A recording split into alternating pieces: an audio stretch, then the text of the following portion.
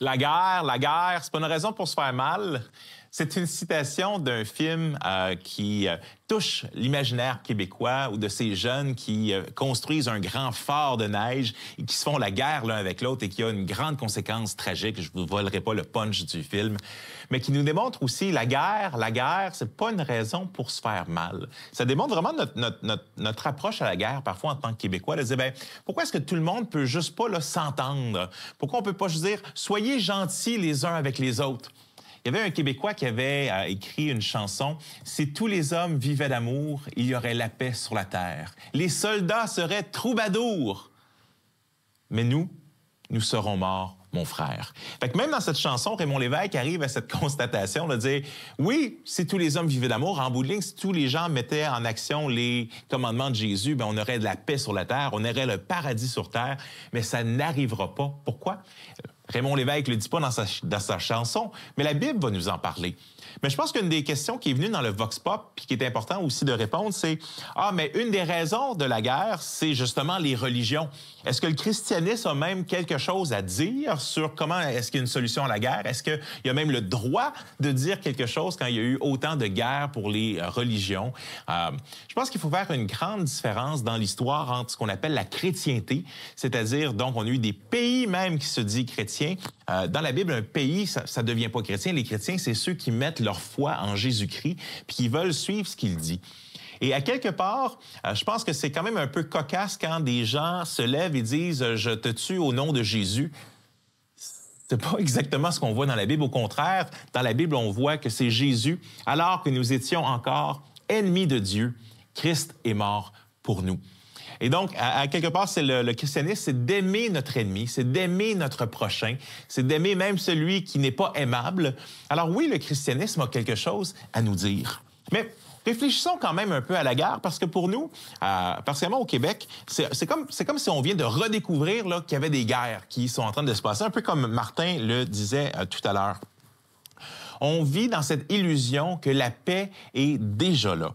On aimerait ça que toutes les cultures s'entendent bien, qu'on n'ait pas besoin de frontières, qu'on ait un seul monde.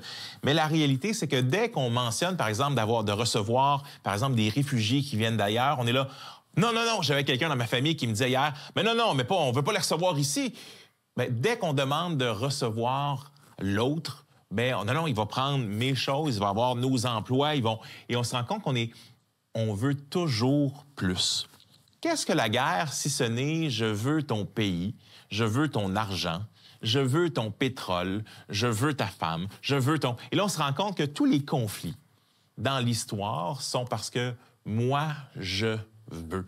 Et que l'autre n'est pas d'accord de nous le donner. Quelqu'un disait dans le Vox Pop, mais des fois, la guerre, c'est parce que les gens sont obligés pour protéger qu'est-ce qu'ils ont. Mais dans une guerre, des fois, tu as un agresseur, puis tu as un agressé. Donc, il faut les deux. Sinon, il n'y aurait pas nécessairement de guerre. Des fois, c'est les deux qui sont agresseurs. Vous savez, quand on regarde...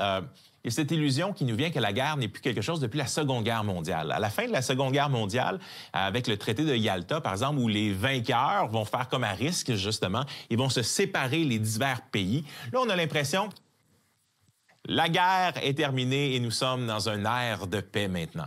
Mais la réalité, c'est que la guerre n'a jamais réellement arrêté.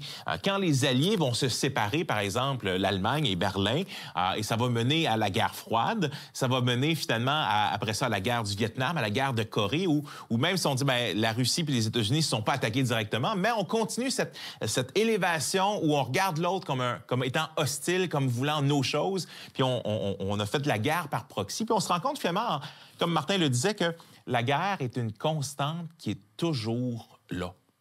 Elle est encore là aujourd'hui. Et après la pandémie, la guerre en Ukraine est arrivée, certains mentionnaient que beaucoup de nos jeunes qui vivent une grande anxiété ont été affectés par cette guerre-là. Puis je pense que ça touche le moral fort. Et après ça, ce qui vient de se passer en Israël avec le Hamas. Puis on se pose la question, ben, y a-t-il une fin possible à cette injustice? Puis dans le Vox Pop, avec cette question un peu, est-ce qu'il y a une solution à la guerre? Est-ce que ça va un jour arriver? Est-ce qu'on peut vraiment rêver d'un monde de paix et de justice? Puis la réponse qu'ils nous disent, c'est non. Est-ce qu'il va y avoir un moment où on pourra vraiment dire qu'il y a une justice parfaite, qu'il y a un monde sans péché.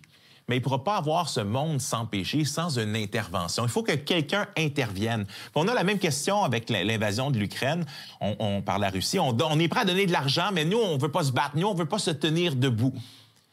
Mais à quelque part, pour arrêter les injustices, il faut qu'il y ait quelqu'un qui se lève pour les arrêter.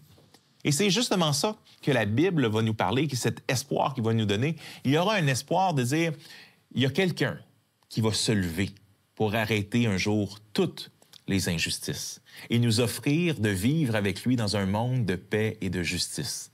Et c'est justement ça qu'on va explorer. C'est quoi la solution réelle du christianisme à la guerre? On regarde ça ensemble dans quelques instants. Vous avez des questions ou des commentaires sur ce que vous venez d'entendre? Contactez-nous par téléphone ou réagissez sur les médias sociaux.